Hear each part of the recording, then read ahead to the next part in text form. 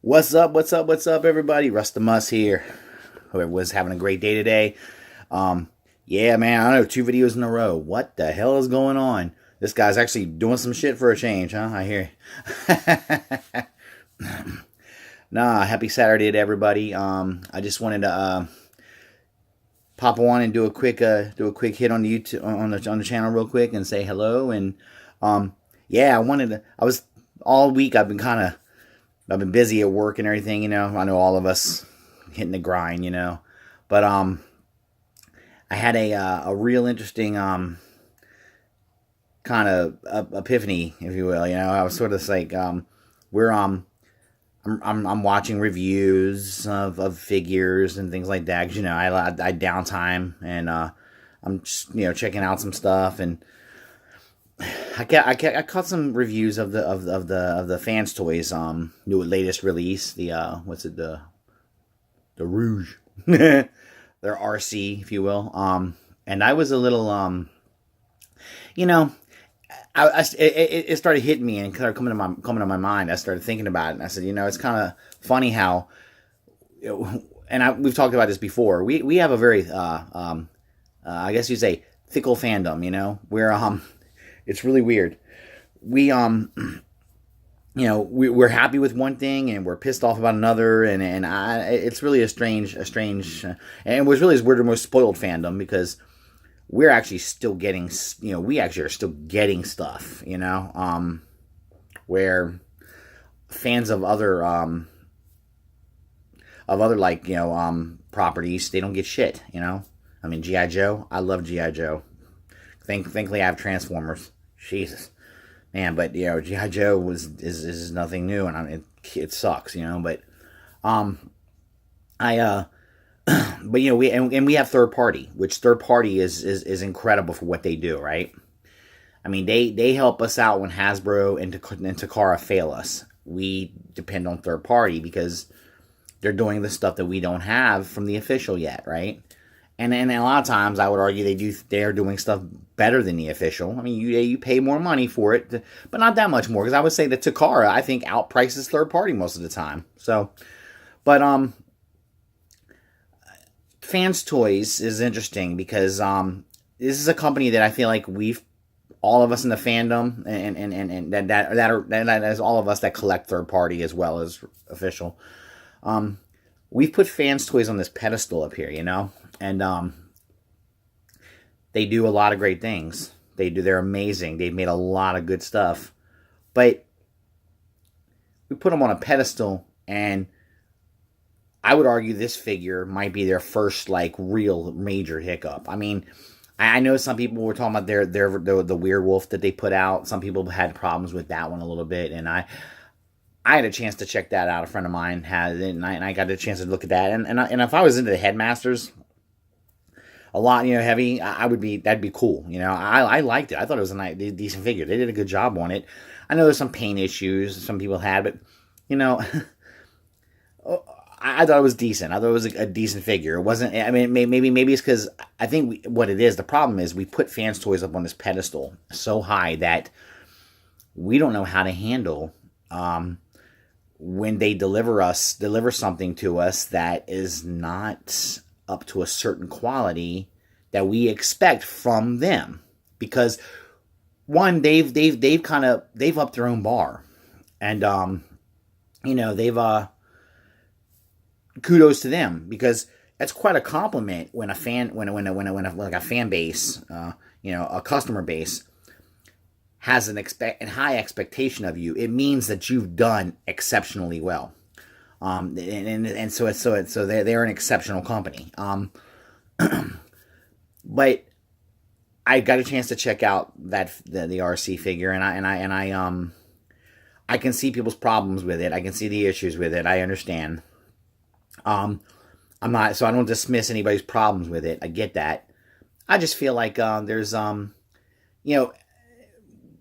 I heard a couple people. I heard some people making comments about like, oh, is this the beginning of Fanstoys' demise? And I'm, and it was just sort of, and how unhappy with it. I get that, but let's not get carried away.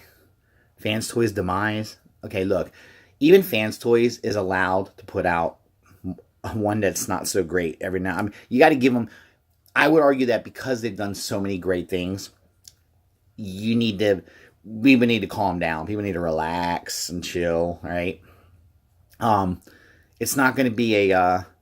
I think this is a one. I think this was a one-time figure that I think they'll learn from mistakes that they made with this figure.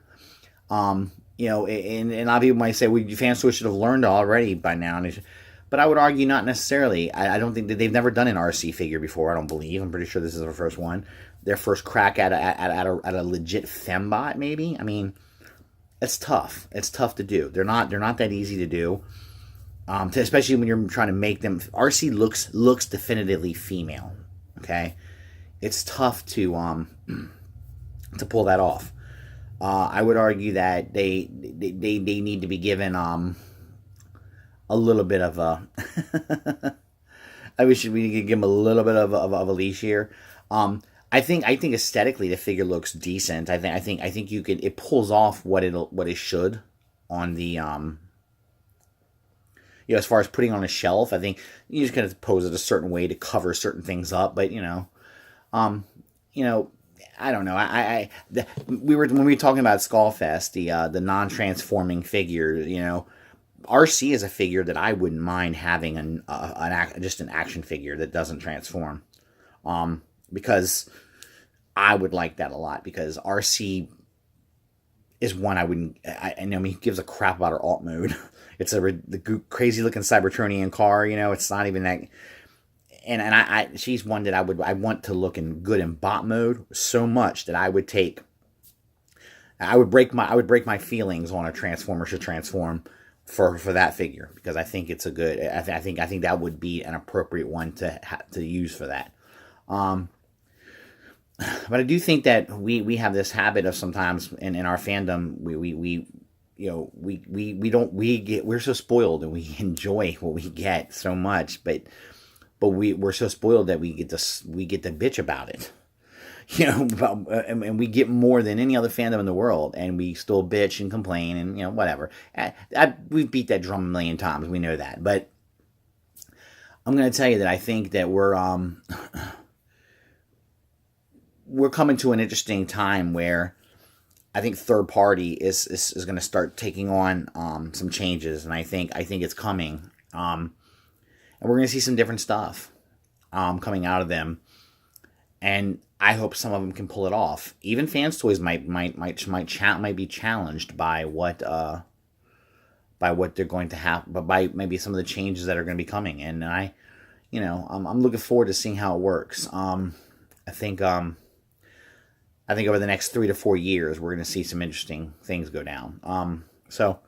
Yeah, but and also, and then we'll shift gears a little bit real quick. I want to say that shout out to this community.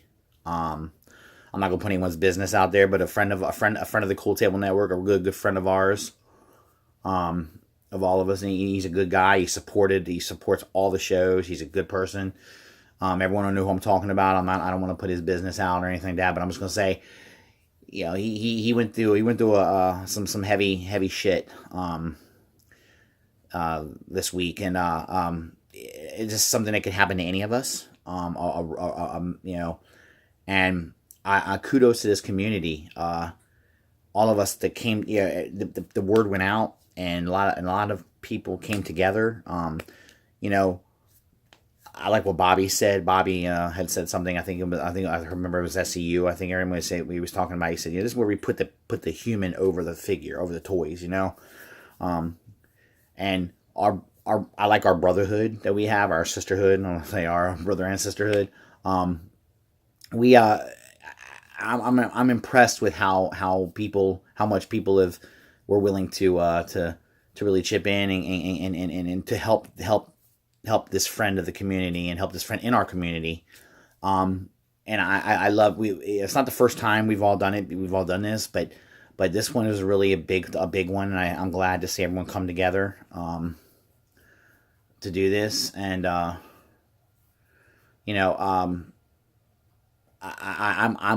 happy to be part of this to be involved in this community. There have been times when I wasn't so happy to be involved in this community at times, because I felt like sometimes, just not everybody, but some people in this community can get really, you get a bunch of personalities together, you're going to get this kind of thing. Some things just don't mesh, and there's a little bit, but I would say this is the kind of stuff that makes me love the ROC, the Cool Table Network, because it's just a network of podcasts, like-minded podcasts. But it's more than just that.